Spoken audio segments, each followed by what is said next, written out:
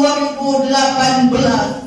Serta tidak lupa yang kami cintai hadirin wal hadirat yang insya Allah kita semua senantiasa dalam ridhonya Allah Subhanahu wa ta'ala. Dewan Hakim yang mulia, hadirin rahimakumullah, yang pertama dan yang paling utama, marilah senantiasa kita panjatkan rasa puja dan puji syukur kita atas kehadiran Allah Subhanahu wa ta'ala, Tuhan semesta alam, yang telah memberikan izin kepada kita untuk dapat hadir di tempat yang insya Allah penuh keberkahan ini.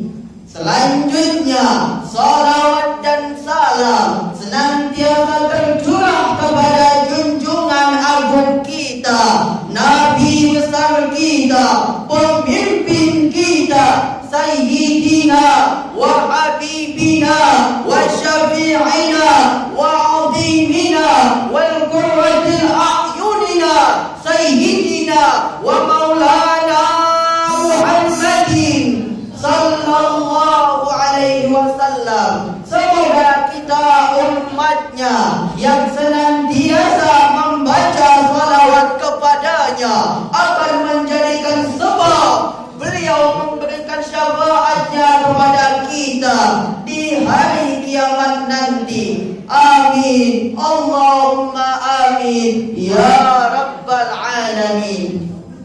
Dewan Hakim yang mulia, hadirin rahimakumullah, persatuan dan kesatuan merupakan tiang penyangga daya upaya suatu negara. Kemajuan dan kemunduran suatu negara ditentukan oleh persatuan dan kesatuan bangsanya.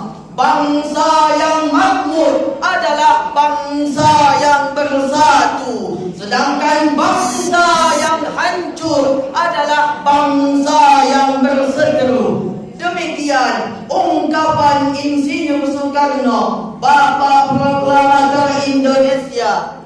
Ungkapan tersebut menggambarkan kepada kita semua bahwa betapa pentingnya menjaga persatuan dan kesatuan bangsa. Sebab jika kita bersatu, semuanya akan terasa lebih mudah. Jika kita bersatu, maka semuanya akan terasa lebih indah.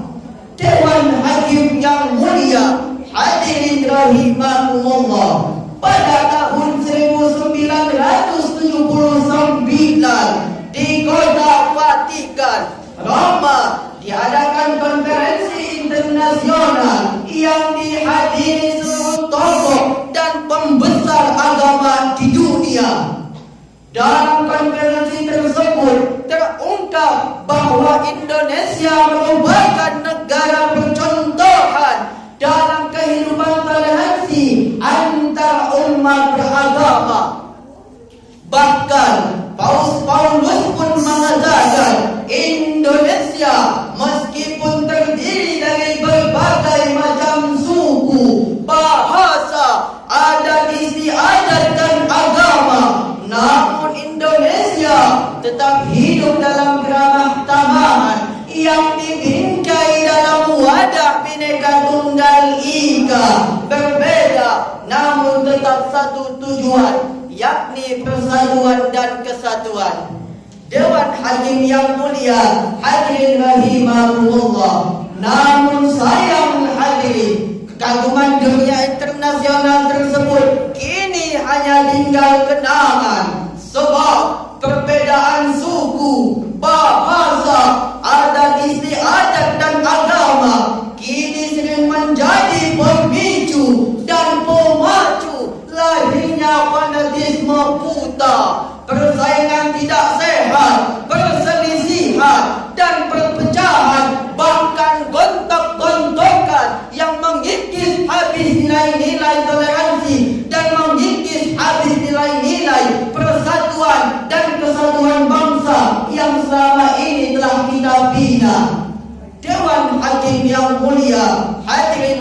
rahimakumullah, seperti yang telah kita perhatikan bersama, akhir-akhir ini kerusuhan demi kerusuhan mulai terjadi di berbagai macam daerah. Laksana candawan di musim hujan. Ternyata hadirin,